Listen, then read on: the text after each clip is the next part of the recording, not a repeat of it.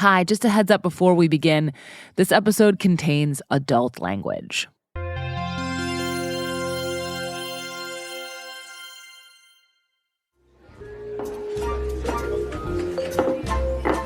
In October 2004, the movie Sideways was released in theaters. It's about two guys who go on a bachelor's week to wine country. One of them is a cad who's about to get married. The other, played by Paul Giamatti, is Miles, a hardcore wine lover. We're going to drink a lot of good wine. We're going to play some golf. We're going to eat some great food and enjoy the scenery. And we're going to send you off in style, old friend. Sideways is a small, mellow movie, but it got big. It grossed $110 million worldwide and received 5 Oscar nominations. It also upended the wine industry. Famously, it is said to have done this with one line of dialogue. It arrives about a third of the way in, as the guys are preparing to meet up with 2 women.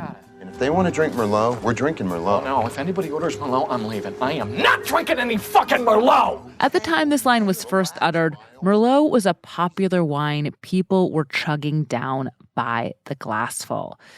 And legend has it that after this line, after I'm not drinking any fucking Merlot went ahead and tanked. It's like I'm RoboCop, and that's one of my directives now. No Merlot. Laura Lippmann is a crime novelist who saw Sideways when it first came out. Did you notice right away that it just put you off Merlot? Yeah, right away. Right away. It was like a battle cry. And I have literally tried to kind of overcome that, standing in neighborhood liquor stores and looking at what's for sale.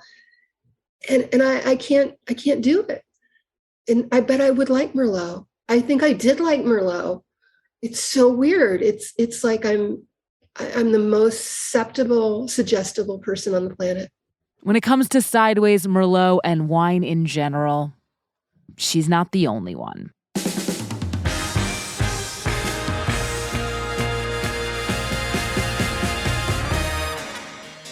I'm Willa Paskin, and this is Decoder Ring. In the mid-2000s, the movie Sideways had an impact on the wine industry so notable that it has a name, the Sideways effect. In this episode, we're going to be looking closely at that effect and what it really is. Did a line in a movie depress Merlot sales for decades? Did a monologue jumpstart demand for a whole other varietal? Did Paul Giamatti's sad sack character change our relationship to yet another wine? One that was barely mentioned in the film. Today on Decoder Ring, all of these questions and this one. Is it long past time to start drinking some fucking Merlot?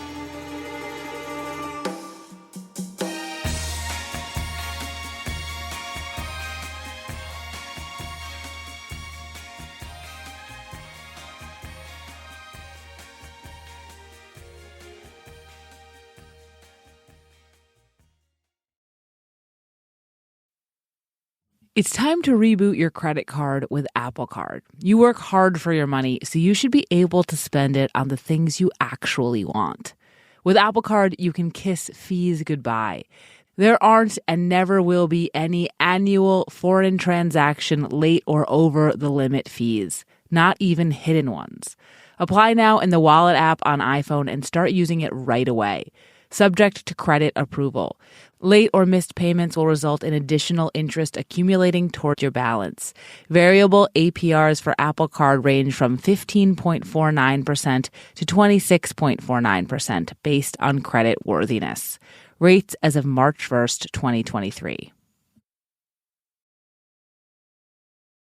The Sideways effect is not just one thing. There are a number of components to it, but I'm going to begin with the best known part of the phenomenon, the one I started with, the theory that Sideways shanked Merlot sales. When Sideways arrived in theaters, Merlot was the trendiest red wine in America. But America had not always had a trendiest wine. The country had been largely indifferent to wine well into the mid-20th century. California whites caught on in the 1970s when one of them won a blind taste test against world-class French wines. And then in the early 90s, red wine got a boost when 60 Minutes aired a segment on the so-called French paradox. The paradox was that French people ate very fatty foods but had much lower rates of heart disease than Americans. The 60 Minutes piece came to a definitive conclusion about what was going on. So the answer to the riddle, the explanation of the paradox, may lie in this inviting glass. Sales of red wine spiked, and none benefited more than Merlot, which by the end of the decade would become the most popular red wine in the country. Merlot was a good candidate because a couple things. Tim Farrell is a wine buyer for the wine store Brooklyn Wine Exchange. This is not actually too simplifying to say. It's an easy word to pronounce. The other part is that it's fairly fruit forward and the tannins aren't very strong and the acidities are fairly low, especially when it's made in California. So it's like a very soft, easy drinking kind of red wine. Merlot is most famously grown in Bordeaux, France, largely as a blending grape. But the American boom was centered in California, where production of Merlot quadrupled in the 1990s. Merlot is a relatively easy grape to grow, adaptable to a range of climates and soils. But that doesn't mean it should be grown everywhere. Grapes are a funny fruit because the more a grapevine has to struggle to ripen, the more flavorful the fruit is. California's cool coastal areas are good for Merlot, but during the Merlot boom, it also started being planted in California's breadbasket, the hot, fertile Central Valley. That's like where Driscoll strawberries come from. So if Merlot grows too easy in the irrigated, flat, sunny Central Valley, you're going to have really bad grapes. And that's where the really bad Merlot grapes were coming from. The mediocre grapes led to a lot of thin, too sweet Merlot, and even the better stuff was often made to be an affordable, easy sipper, a kind of inoffensive, fruit-forward gateway wine offered by the glass and sold in Franzia boxes. All of which made Merlot something of a joke to wine people. It was uncool to drink Merlot. In the 1990s, Rex Pickett was a struggling writer living in Santa Monica. I'll try to be brief. My life was shit, and I made some films and, parted company with my ex-wife, whatever. And I started going to wine tastings up at a little wine store. There were doctors and lawyers and snobs and whatever.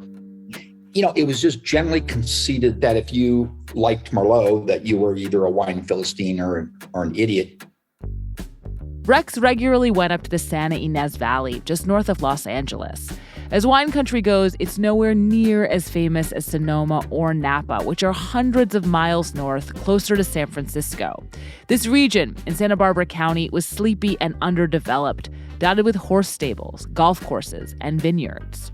There's nobody up there, and I'd go up midweek. I was broke, and I'd go play golf for $25 at a great course. I'd go wine tasting, it was free. Rex poured these trips and his thoughts about wine into a book called Sideways. The main character, Miles, shared a lot with Rex. He was also a frustrated divorced writer whose favorite wine was Pinot Noir and who had the reflexive disdain for Merlot of a 1990s oenophile. When Rex finished the book, it was rejected by dozens of publishers, but it ended up getting to Alexander Payne, the director of Election and About Schmidt. I read the book actually on a flight from London to Los Angeles. And when I'm reading something that I think could be a movie, I'm just praying, oh, please stay good till the end. Like, don't come up with some gimmick or guns or violence or something. Like, keep it a good, sad, funny human story. When his plane landed, he called his agent and said he wanted to make Sideways into a movie. Payne is also into wine, and when he co-wrote the screenplay, he knew the no fucking Merlot line was a good one. People who knew about wine knew how much crappy Merlot there was, and then I think people who didn't know about wine and always order Merlot were called out in an affectionate way. So it had this kind of snowball effect. It was a good snowballing joke. And it seemed to roll right over Merlot's reputation. What do you guys make? We've been growing these Bordeaux varietals for as long as I've been around.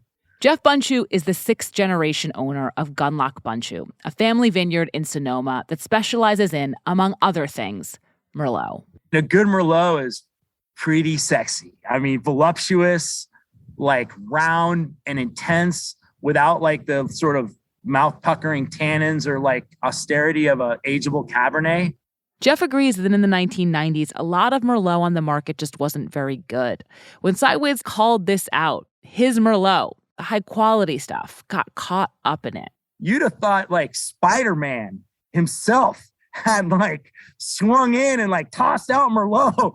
Scores of newspapers chronicled Merlot's troubles. Katie Couric, while hosting the Today Show, said she heard she wasn't supposed to drink it anymore. People started coming into Jeff's tasting room and saying they just did not drink Merlot. And pretty much every winemaker and cellar has a similar anecdote. Steve Cuellar, a professor of economics at Sonoma State University, has heard plenty of them.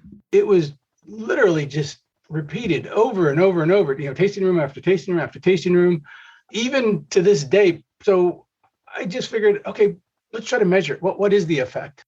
In 2009, he co-authored a paper called The Sideways Effect, a test for changes in the demand for Merlot and Pinot Noir wines.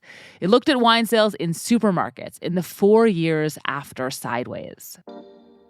So the movie was released in October 22, 2004. And prior to that, Merlot was experiencing a really strong growth rate. After that, sales really just collapsed. If we do a percentage growth rate, it literally goes from, I think, 13% growth rate before to almost zero afterwards. Steve was showing me a line graph as we were talking, and it's the shape of a steep mountain that just abruptly flattens out. So when I first saw this, I'm like, holy cow, this is going to be a huge effect. At least I'll be able to put some numbers on it and all that kind of good stuff. But first, he wanted to check Merlot's sales against a control, to look at another wine to see what happened to its sales. So we figured, let's choose something that isn't mentioned in the movie. Let's just avoid the red wine and we'll choose Chardonnay. It's got large sales. It should be equivalent to Merlot. In fact, I think of Chardonnay as the Merlot of white wines. Exactly. It is kind of the big seller. As big as Merlot was, Chardonnay was bigger. It was and is far and away the most popular wine in America. But when Steve looked at the sales numbers for Chardonnay, he found something surprising. He pulled up the graph for me. When you do that, it looks the same. The graph of Chardonnay's sales growth right after Sideways has the same shape as Merlot's, a steep mountain that just abruptly tables off. After Sideways, in the sample he was looking at, Chardonnay's sales had flatlined too. Which is just bizarre. And this is really the gist of the paper. Yeah, Merlot did crash, but it probably wasn't the result of the movie Sideways, because Chardonnay, which wasn't featured anywhere in the movie, good or bad, really experienced the same crash. Based on these findings, Steve feels strongly that we only think the Sideways effect is real and that there must be another explanation for what happened to Merlot, one that applies to Chardonnay too. But in the decade plus since this paper was published, Steve has asked dozens of people if they have such an explanation, and they don't. There is a sense among wine insiders that Merlot sales were already cooling off. It's low quality catching up with it. Nothing can stay trendy forever. But there was no major event, no financial crash, no natural disaster, nothing of note to explain such a dramatic change except Sideways. But what does Sideways have to do with Chardonnay? So that's not a rhetorical question. I think there's an answer to it. But before we can get there, I want to turn to the next component of the Sideways effect. So let's put a pin in Merlot and Chardonnay for now and talk about a wine that Paul Giamatti's Miles actually likes. Pinot's a very thin-skinned grape. It doesn't like constant heat or humidity. Very delicate.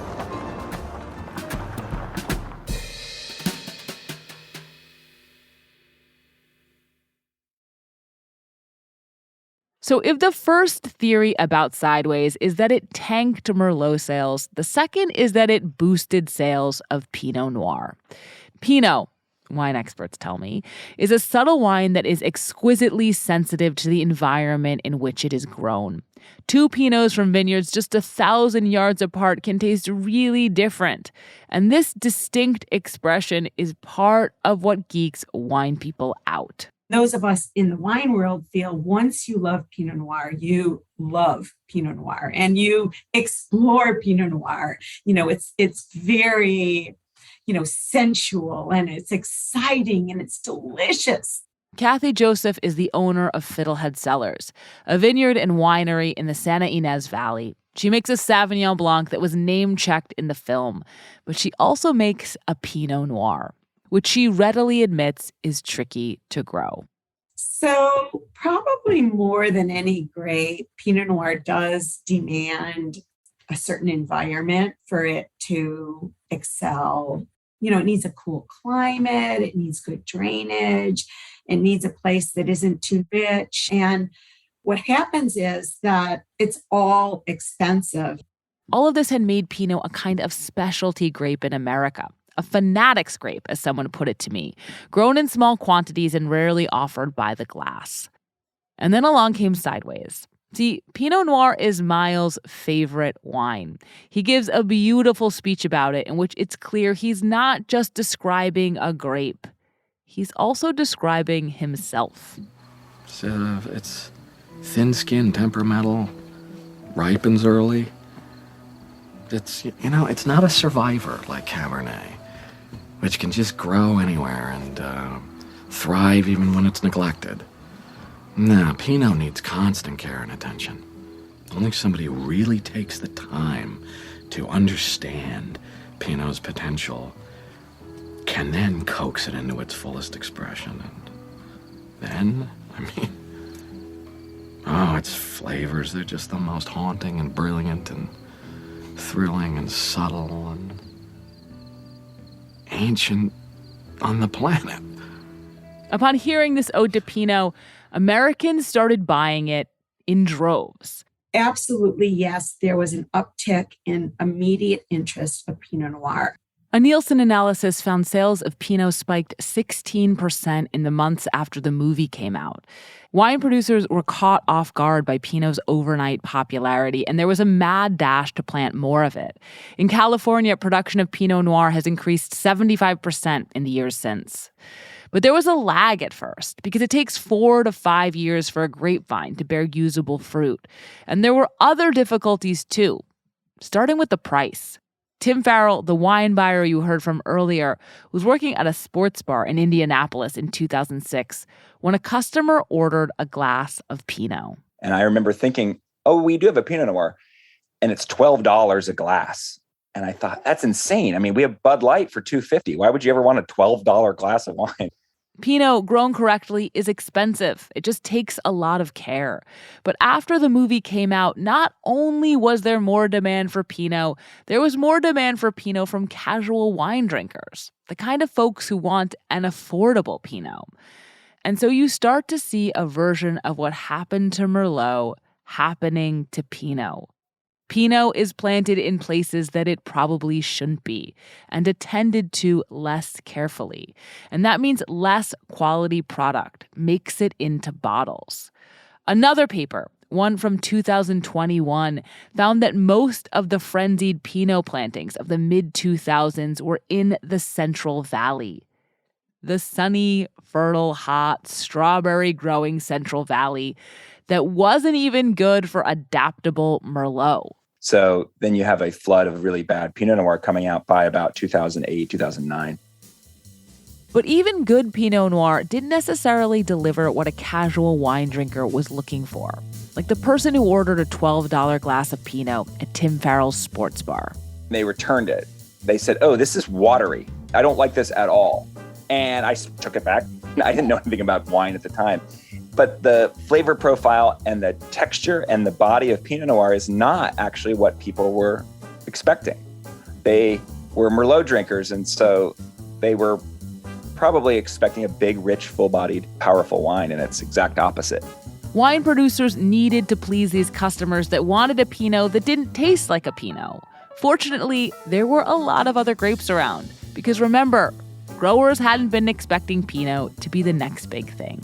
The less scrupulous producers of Pinot Noir that just wanted to cheapen their production and make a more rich, smooth wine for this market that was sending watery glasses of Pinot Noir back at sports bars was they started adding 25% Syrah to a lot of these wines. Blending is a common and accepted practice in winemaking. Some of the very best French wines are blends. But in America, the standards are a bit looser. You only need 75% of a wine to consist of the grape that's named on the label. All of that extra Syrah, it made the Pinot go down easier. They had to soften up and make Pinot Noir super accessible because a real unadulterated Pinot Noir, in addition to being very expensive, is not what the American consumer in 2006 really wanted. So it even confused the market for what Pinot Noir should actually taste like. I'm not saying Pinot Noirs all became phony baloney overnight, all got bad or all tasted like Syrah. And in the long term, the interest in Pinot probably did push American palates in a new direction. But in the short term and on the low end of the market, Pinot became a victim of its own success. And while this made for a bunch of lousy Pinot, the irony is it made for better Merlot. What it did mean there for a minute, there was a ton of really good Merlot that was available for super cheap. Jeff Bundschu, the Merlot maker at Gundlach Bundschu again. So the red blends in the 10 years that came out after Sideways, that became red blends because no one would buy a Merlot, were way effing better.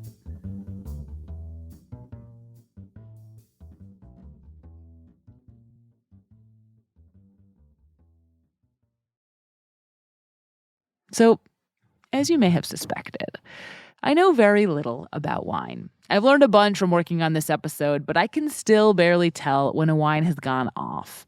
And when someone asks me what I think about one, I often don't know. I think the truth is that none of the wine tastes that good to me, but I feel like it could if only I knew more, tasted more, tried harder, grew my palate. I honestly feel a little self-conscious about how little I know. And I know this isn't a universal feeling, but I don't think it's uncommon. Like, you could ask somebody, do you like that movie? Do you like that peanut butter? Do you like that toothpaste? And they're going to say, I hate that movie. I love that peanut butter. I'm down with that toothpaste. You ask them about a wine and they're like, I'm like, so sorry that I'm not a wine expert, but this kind of doesn't taste very good to me. Wine is just uniquely intimidating, and I think that's at least as important to the Sideways effect as whatever was in the script. It helps explain why a little movie that opened in 4 theaters could have such a big impact. People want guidance about wine, and we'll take it from a waiter, a wine store clerk, a sommelier, a wine critic, or a movie character. Miles is a man who can barely affect change in his own life. He's miserable, lonely, and a little insufferable. I mean, listen to him. Don't be shy. Really get your nose right in there, really. A little citrus. Oh, there's just like the faintest soupçon of like asparagus, and there's just a flutter of like a nutty Edam cheese.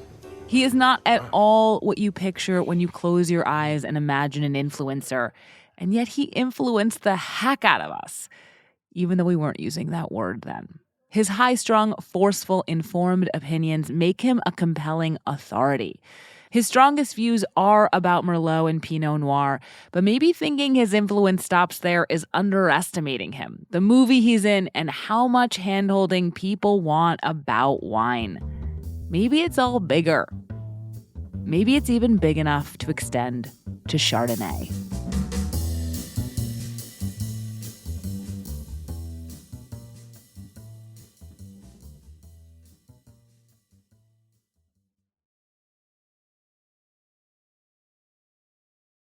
So we're going to get back to that Merlot Chardonnay mystery I pinned back there. You'll remember the economist Steve Cuellar published a paper that showed both Merlot and Chardonnay's sales plateaued in an admittedly small, regionally specific sample right after Sideways came out in 2004. No one had really been able to make sense of this, but then I mentioned it to Kathy Joseph, the owner of Fiddlehead Cellars. Should I tell you what The Economist said? Yes, I'm very interested. Kathy pointed out that in the 1990s, there had been a rise in sales of wine by the glass at restaurants. And those glasses were mostly full of Merlot and Chardonnay. And the reason, in my opinion, is because of their accessibility and also how they were made. So Chardonnay was a little bit sweet. Merlot could be a little bit sweet. They were just like almost a transition wine. They were easy. And people didn't order white wine anymore by the glass. They ordered Chardonnay. Once Kathy flagged this connection for me, I realized she was not the only person who had talked about it. It came up a lot, including with Alexander Payne. Those were the two wines ordered by people who didn't really know much about wine. People who knew wine would start saying, well, I'm ABC, anything but Chardonnay. Rex Pickett had noted it too. The waiter would say red or white, and if you said white, it was going to be some really cheap, probably Chardonnay. And if it was red, it was going to be Merlot. So here are these twinned wines. And then Sideways comes along and curses one of them out and ever so slightly shades the other. I thought you hated Chardonnay. No.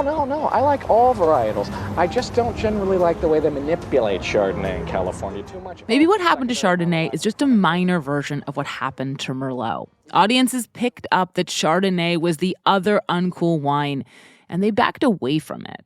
If that feels a little over-determined to you, another way to think about it is that Sideways made it very clear to casual wine drinkers our basic choices had been noticed and found wanting. But it also made it clear there was a whole wide world of wine out there. Walking out of the movie, you could think, I've got to stay away from Merlot. I've got to drink Pinot Noir.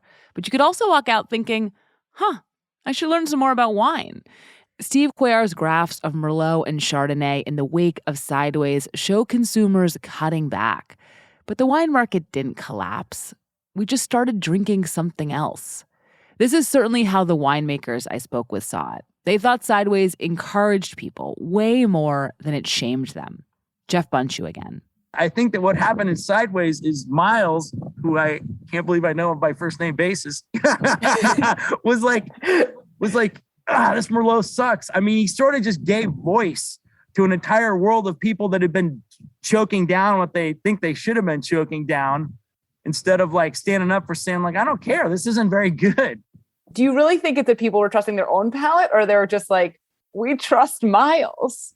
I see it more as permission, but I guess that's because I'm an optimist and I don't think if everybody is like total sheep. Like a permission to hate wine that they don't like. Kathy Joseph used the exact same word while being similarly optimistic. The movie gave people permission to explore beyond what they already were comfortable and familiar with.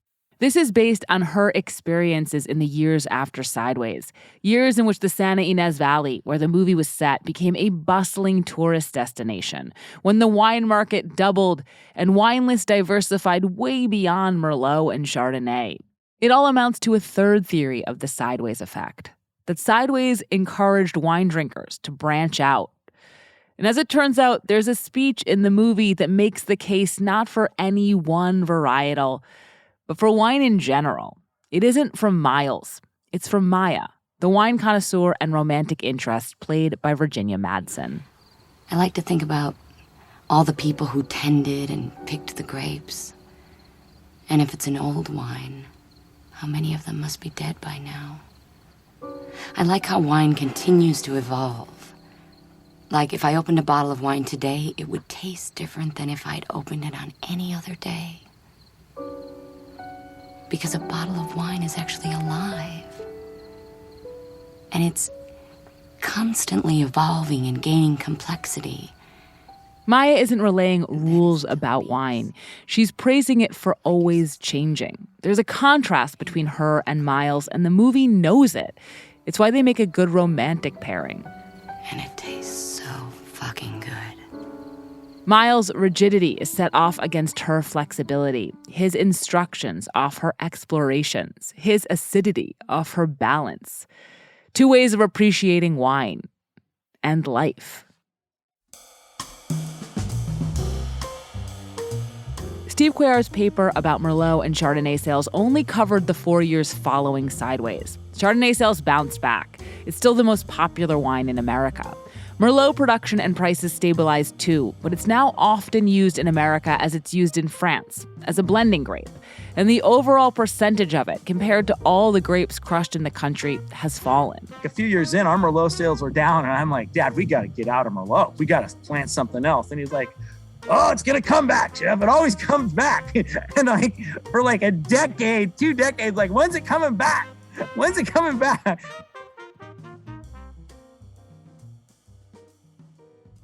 This brings us to the final wrinkle in this story. That Miles, the guy that destroyed Merlot's reputation, doesn't even hate it.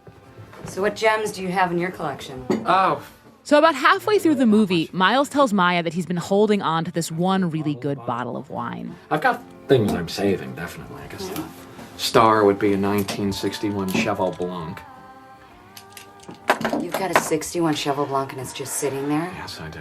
Go get it. Okay. I'm serious. Hurry.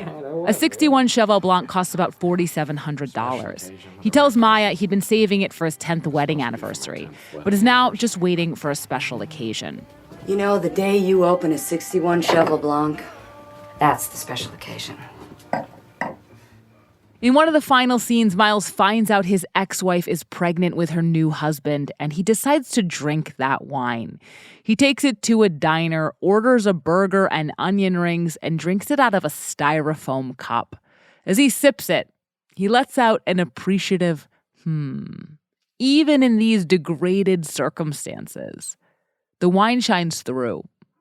And this shining wine, this Cheval Blanc, as Alexander Payne knew, is made mostly out of Merlot. Some viewers spotted this contradiction instantly, and you can read comment threads about how this makes Miles an idiot and a hypocrite.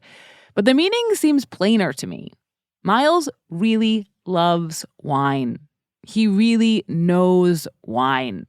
He doesn't hate Merlot, one of wine's essential noble grapes. He just hates the bad version of it. And this love-hate thing is right at the heart of why this little movie had such unpredictable and outsized effects. It tapped into the dualities that exist in most of us. People who hate being uncool, but who also love to try new things. We're sheeple and we don't want to be told what to do. We're easily led and we're curious. We're Miles and we're Maya. When I spoke to Laura Lippmann, who rejected Merlot like RoboCop at the beginning of this episode, I told her about the twists and turns of this story and my sense that Miles himself would now have it in for some other trendy wine. The next time we talked, a few weeks later, she'd just gone to the wine store. There was something going on where it's like, you know, I should get a really good bottle of red wine. And I was like, what if I bought Merlot? She did it.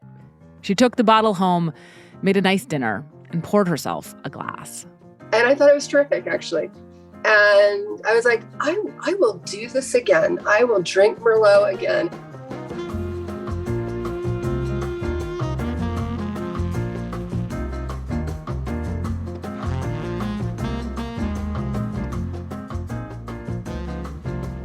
This is Decoder Ring. I'm Willa Paskin. Decoder Ring is written and produced by Willa Paskin.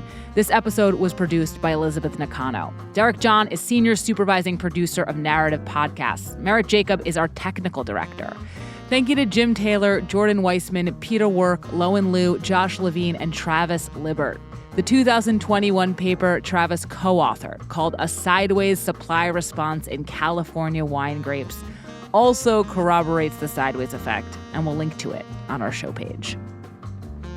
If you're a fan of Decoder Ring, please sign up for Slate Plus. Slate Plus members get to listen to the show without any ads, and they're supporting the work we do to make Decoder Ring. Members will also get to hear a special behind-the-scenes episode with me at the end of the season. Please go to slate.com/decoderplus to sign up now. I really appreciate your support. Thanks for listening. See you next week.